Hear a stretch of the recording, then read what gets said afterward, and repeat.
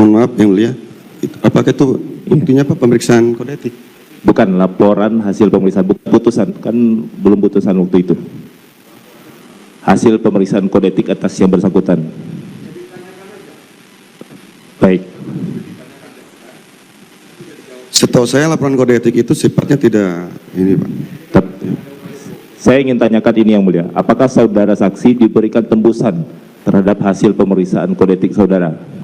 Tidak pernah diberikan. Tidak pernah diberikan, tapi saudara mengetahui hasilnya? Tidak pernah tahu. Tapi saudara melakukan upaya hukum. Ini yang mulia, ini masih ada upaya hukum. Makanya saya tanya dulu, jangan dipotong saya dulu, saudara penasihat hukum. Bukan begitu, kami keberatan, makanya kami instruksi. Anda silakan sampaikan kepada majelis hakim. Anda silakan sampaikan kepada majelis hakim.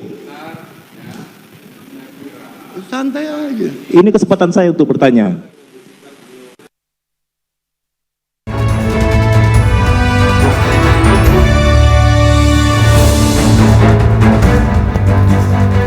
Selamat sore, kita berjumpa di iNewsroom, rumah memperdalam informasi yang aktual dan komprehensif. Bersama saya, Fazilah Karunisa. Pemirsa, jembatan penghubung di Pelabuhan Banjarnyu, Nusa Penida, Klungkung, Bali ambruk. Akibatnya 35 turis mancanegara tercebur ke laut.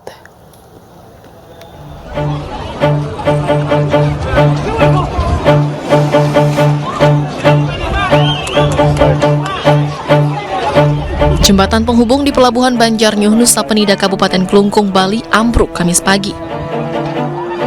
Diduga jembatan yang menghubungkan dermaga menuju ponton ini kelebihan beban. Peristiwa bermula saat bot Semabu Hills pengangkut warga negara asing bertolak ke Pelabuhan Sanur. Namun, tiba-tiba saja jembatan ambruk dan 35 turis tercebur ke laut. Tidak ada korban jiwa dalam peristiwa ini. Seluruh penumpang bot berhasil diselamatkan. Kejadian itu ada dan beberapa masyarakat tercebur ke laut, tapi tidak ada korban jiwa, yang ada hanya luka-luka ringan seperti, dan semua sudah terselamatkan seperti itu. Terus korbannya apa aja nih Kak Pak? Kerugiannya gimana nih Kak Pak? Kerugiannya belum kita lihat juga, tapi yang jelas itu ada korban jiwa, hanya luka-luka seperti itu. Kini petugas masih menyelidiki penyebab pasti jembatan ambruk dan menaksir kerugian material akibat insiden ini.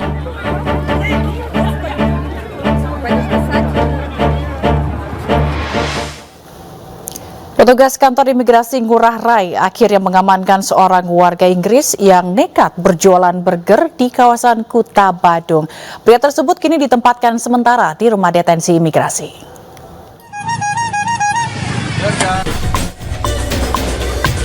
Tyler DeLorean, warga asing asal Inggris, tidak lagi menjajakan burger di kawasan Monumen Ground Zero menggunakan sepeda motor modifikasinya. Petugas kantor imigrasi Ngurah Rai, Bali akhirnya mengamankan pria tersebut. Petugas menyatakan Tyler tidak bisa menunjukkan paspornya kepada petugas. Selama di Bali, Tyler hanya tinggal di sebuah tenda yang didirikannya di Gang Popis Kuta karena kehabisan uang untuk biaya hidup. Kini petugas menempatkan sementara di rumah detensi imigrasi Ngurah Rai hingga prosesnya selesai. Saat ini sudah kami limpahkan di rumah detensi imigrasi karena yang bersangkutan berjualan burger di depan monumen Bom Bali. Pas berjualan juga menimbulkan keramaian, mengganggu lalu lintas, macet di jalan sana. Ada juga protes dari masyarakat kan terkait kegiatan tersebut. Dan juga yang bersangkutan itu ternyata begitu kita cek tidak memiliki tempat tinggal yang layak untuk tinggal dan sudah tidak memiliki biaya hidup untuk keluarga itu. Sebelumnya aksi Tyler berjualan burger viral di media sosial lantaran berjualan dengan cara yang unik dengan mempromosikan burgernya menggunakan gerobak motor.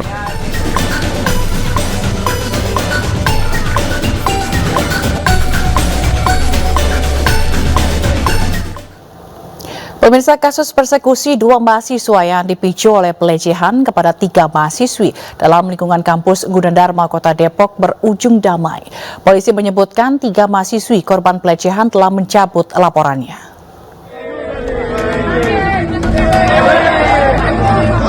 Kasus pelecehan seksual di Universitas Gunadarma, Depok, Jawa Barat berakhir damai. 3 mahasiswi korban pelecehan mencabut laporannya di kepolisian. Ketiga korban dan kedua pelaku saling mengenal. Pelecehan pun dilakukan di 3 tempat berbeda, salah satunya di Bekasi, Jawa Barat. Sementara itu, untuk kasus persekusi terhadap pelaku pelecehan juga diselesaikan dengan mekanisme restoratif justice. Semua pihak telah dipertemukan untuk dimediasi di Polres Depok. Jadi awalnya pelaku mengajak korban untuk mengerjakan kuis gitu ya, untuk membantu mengerjakan kuis. Kemudian korban datang ke sana. Setelah berada dalam kamar, pelaku kemudian mengunci pintu dan mencoba mencium korban dan meraba ya payudara. Kemudian korban menolak, tapi tetap dilakukan oleh pelaku. Ya, kemudian pelaku juga menurunkan celana untuk minta korban untuk membuang korban kemudian. Berarti hubungan keduanya ini memang saling kenal, satu kelas atau seperti apa sih, Bang? Ya, saling kenal. Satu kelas berarti itu. Diketahui beredar di sosial media video yang menampilkan dua terduga pelaku pelecehan seksual dipersekusi oleh mahasiswa di salah satu universitas di Depok, Jawa Barat. Setelah diperiksa, pelaku telah melecehkan 3 orang mahasiswa universitas tersebut. Dari Depok, Jawa Barat, Iyung Rizky, iNews melaporkan. Untuk mengetahui lebih lengkapnya, kita bergabung dengan rekan Iyung Rizky di Polresto Depok, Jawa Barat. Selamat sore Iyung, bagaimana perkembangan atau update informasi mengenai kasus pelecehan dan juga persekusi di lingkungan kampus Gunadarma? Baik, Bila dan pemirsa, update dari kasus persekusi terhadap pelaku pelecehan seksual di Universitas Gunadarma di Depok, Jawa Barat memang sudah berakhir damai. Dari 3 korban memang hanya 1 yang memenuhi unsur pidana pelecehan seksual. Namun kejadian tersebut memang sudah terjadi sekitar beberapa bulan lalu, sehingga memang baru kemarin para pelaku ini bisa didatangkan ke Universitas Gunadarma, sehingga teman-teman dari pihak wanita yang mahasiswi yang dilecehkan tersulut emosinya dan melakukan persekusi terhadap kedua pelaku. Namun pihak Polres Depok memang sudah mempertemukan antara kedua pelaku dan ketiga korban, dan hasilnya mereka sepakat untuk menyelesaikan dengan secara damai, begitu Jila. Baik, Iyung, kalau dari sisi pidananya ini berakhir damai, lalu bagaimana dari pihak kampus? Apakah pelaku persekusi dan juga pelecehan ini akan dihukum begitu atau akan dikeluarkan dari kampus?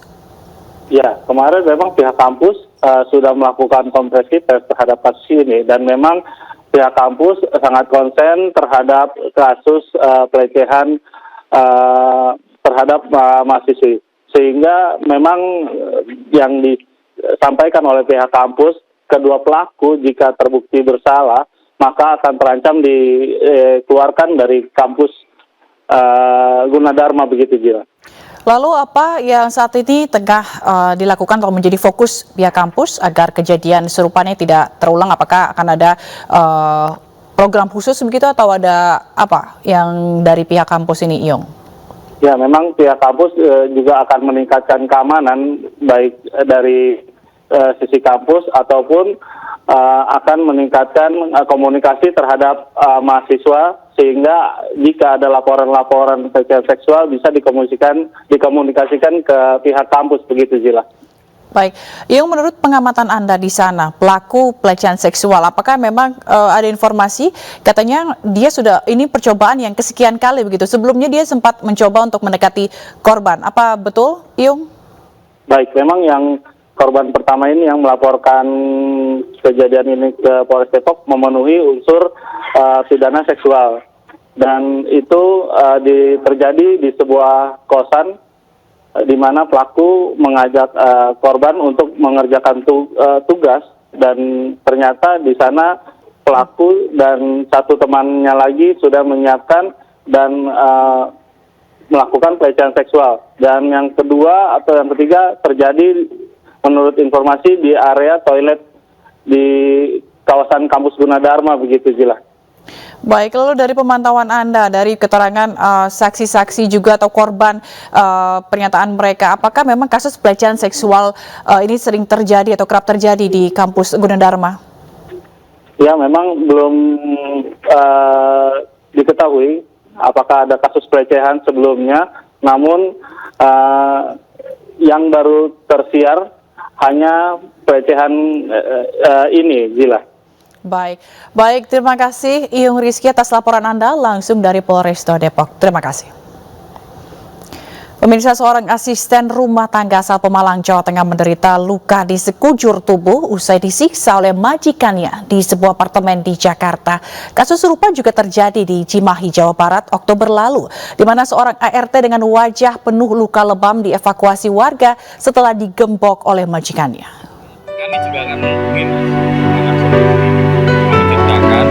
Siti Khotimah, warga desa Kebanggang, Kecamatan Boga, Pemalang, Jawa Tengah, menderita luka parah di sekujur tubuh usai disiksa majikannya di Jakarta. Perempuan berusia 23 tahun ini harus dirawat intensif di RSUD Dr. Ashari di Pemalang usai berhasil kabur dari apartemen majikannya di kawasan Kebayoran Lama, Jakarta Selatan. Mimpi Siti mendapat kehidupan yang lebih baik di ibu kota pupus sudah. Baru 7 bulan bekerja, Siti harus pulang ke kampung halamannya dengan penuh luka. 8 orang pun ditetapkan sebagai tersangka. Kedelapan tersangka ini yakni majikan korban yang terdiri dari pasangan suami istri dan anak, serta 5 ART yang juga bekerja bersama korban. Selama bekerja sejak September hingga Desember 2022, berbagai bentuk penganiayaan dialami korban. Mulai dari dipukul, dirantai, lalu dimasukkan ke kandang hewan, disiram air panas hingga dipaksa makan kotoran hewan. Di bulan Juli 2022, ini korban ketahuan oleh saudari MK menggunakan celana dalam miliknya. Sehingga saudari MK ini marah besar. Kasus serupa juga terjadi pada Oktober lalu. Seorang asisten rumah tangga di sebuah rumah di Komplek Bukit Permata Cilame, Cimahi, Jawa Barat, meminta pertolongan setelah digembok oleh majikannya. Saat dievakuasi, ART ini juga mengalami luka lebam di sekujur tubuh. Peristiwa ini terungkap setelah warga melihat korban berdiri kesakitan di depan jendela rumah. Warga yang datang kemudian menyelamatkan korban dan meminta keterangan majikan korban.